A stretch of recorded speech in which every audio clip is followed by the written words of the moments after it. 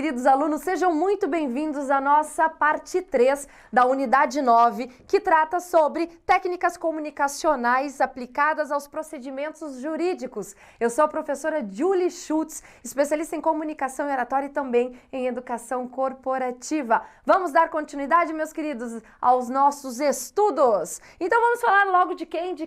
Vamos falar da maravilhosa oratória. Muito bem, vocês vão chegar, gente, a sonhar comigo durante esse período de disciplina. Oratória, comunicação, importante, praticar, exercícios. Vocês vão ficar lembrando de mim o tempo todo e que bom! É muito importante que vocês lembrem aqui da prof, para que vocês lembrem das aulas, para que vocês tenham sucesso na prova de vocês e nas atividades lá do AVA, do ambiente virtual. E é muito importante ali, ó, façam as atividades, tá bom, meus queridos? Continuando aqui.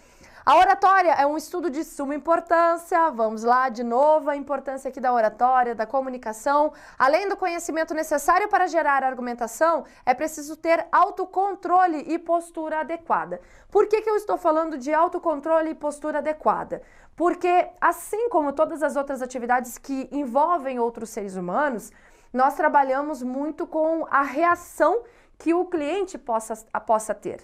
Nós trabalhamos muito com o comportamento das outras pessoas e a resiliência que a gente precisa ter nessas tratativas. Quando eu falo resiliência, é se pegar numa situação difícil e conseguir contornar essa situação sem se abalar. Resolver, chegar direto no ponto que precisa ser resolvido, atender com excelência, mas também não vamos falar somente do cliente. A gente sabe, lembra que eu falei na primeira unidade aqui, na primeira parte dessa unidade, trabalhamos com o quê? Com diversos públicos, com diversos perfis, e a gente sabe que às vezes é necessário ter um autocontrole com hierarquia, com superiores. Às vezes são vícios de comportamento que são bem assim, já fora do usual, são vícios de comportamento até inadequados algumas vezes, que as pessoas, por algum motivo, infelizmente, permanecem, gostam de ter.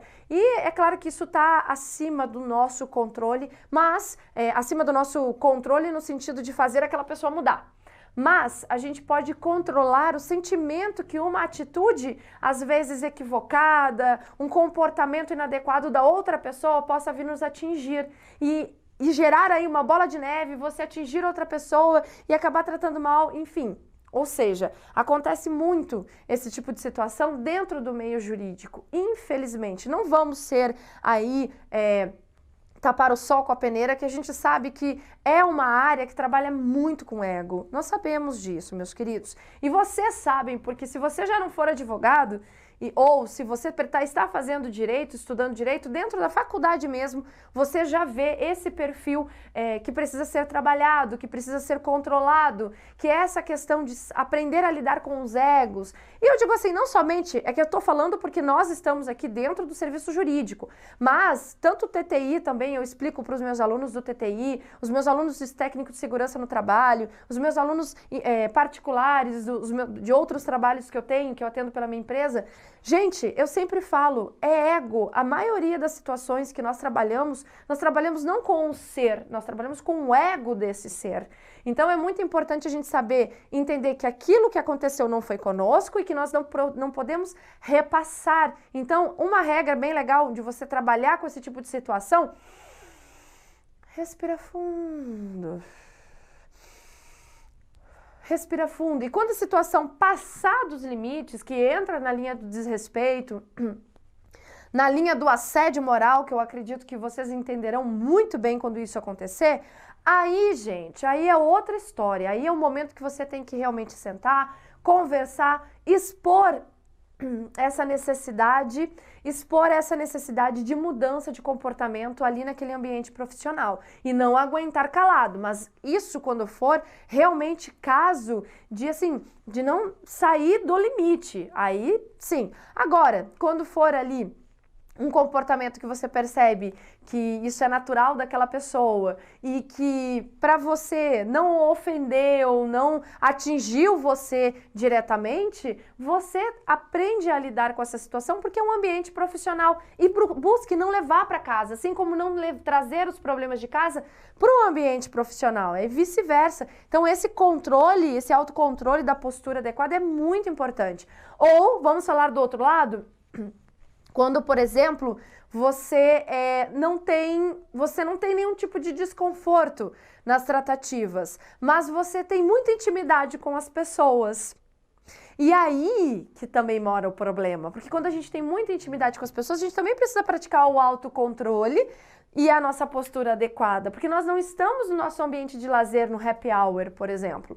Nós estamos dentro do nosso ambiente profissional e ali você não precisa tratar a outra pessoa como se você nunca tivesse visto na vida, mas com o devido respeito e a seriedade que o cargo que você ocupa representa. Então é muito importante esse tipo de atenção. Afinal, saber comunicar é bem preciso para se destacar como profissional. Quando o profissional fala que trabalha com assuntos que envolvem as questões jurídicas, é comum que as pessoas já o imaginem que ele tenha uma excelente oratória, que essa pessoa tenha uma excelente oratória.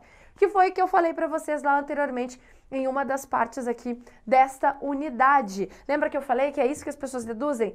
Ou às vezes fala assim: quem nunca tem uma avó, um tio, um pai, mãe, uma madrinha que fala: o meu sobrinho, meu filho, minha filha é um advogado de respeito, é um advogado que fala bem. Vocês já escutaram um advogado?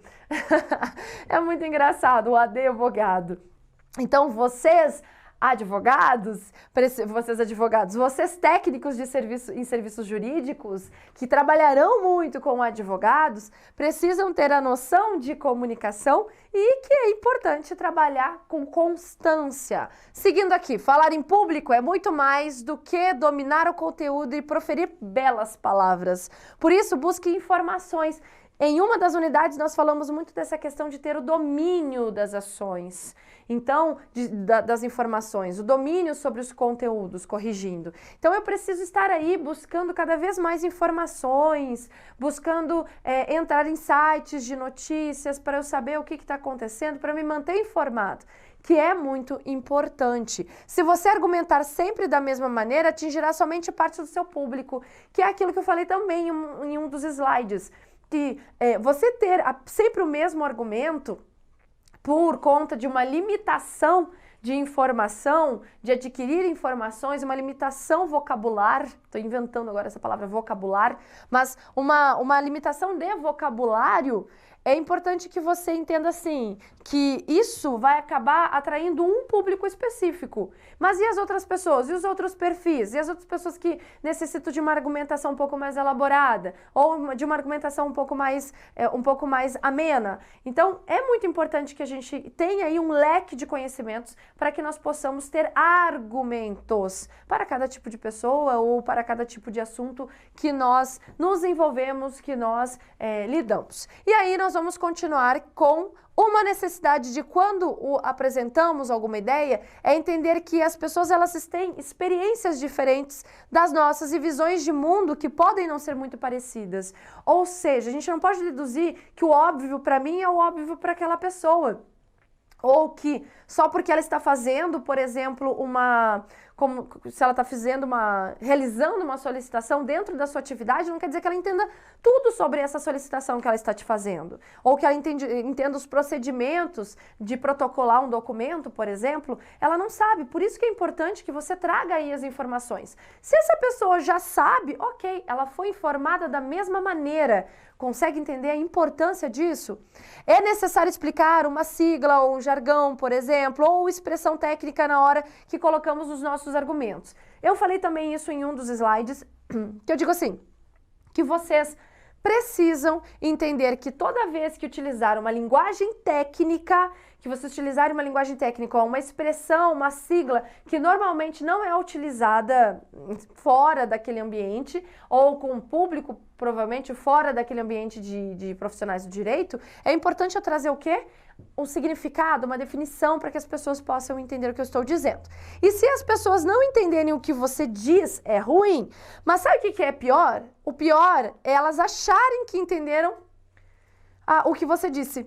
Ou seja, achar o que entendeu. Lembra lá a diferença de achar, eu penso, eu acredito? Se você não lembrar, eu vou trazer aí para vocês. Lembra que a gente falou das palavras, do peso das palavras, do valor que as palavras têm? Isso logo no início das unidades dessa apostila aqui. E eu falei para vocês que a palavra eu acho, ela tem um valor assim muito raso. Então, quando você tem que passar aí a certeza sobre o seu trabalho e sobre realmente as pessoas absorveram as informações, você tem que ter certeza. Ou seja, às vezes o não entender é pior do que as pessoas acharem, interpretarem da maneira delas e ainda por cima voltar, porque o trabalho não deu certo, a pessoa tem que voltar, tirar satisfações com você e falar assim, mas você disse aquilo. E aí você fala, não, eu não disse isso, o que eu disse para a senhora foi tal coisa, tal coisa, tal coisa. A senhora poderia entrar em contato conosco via telefone, não precisaria, mas eu gastei Uber para vir para cá. E aí gera toda aquela confusão. E que infelizmente isso acontece, e acontece muito. Então, na dúvida, reforce, não deixe a pessoa sair da frente do seu atendimento, naquele momento da sua frente, durante o atendimento, sem saber o que está dizendo ou o que entendeu. Tenha certeza, verifique se essa pessoa teve o entendimento que você quis passar, que foi a sua intenção em trazer aí esse esclarecimento. E nós ficaremos por aqui, meus queridos, e eu aguardo vocês no próximo vídeo. Espero que vocês tenham gostado e agora é hora de praticar. E vamos emanar uma palavra de prosperidade? Vamos? Então, 1, 2, 3 e sucesso! Muito obrigada e até a próxima aula!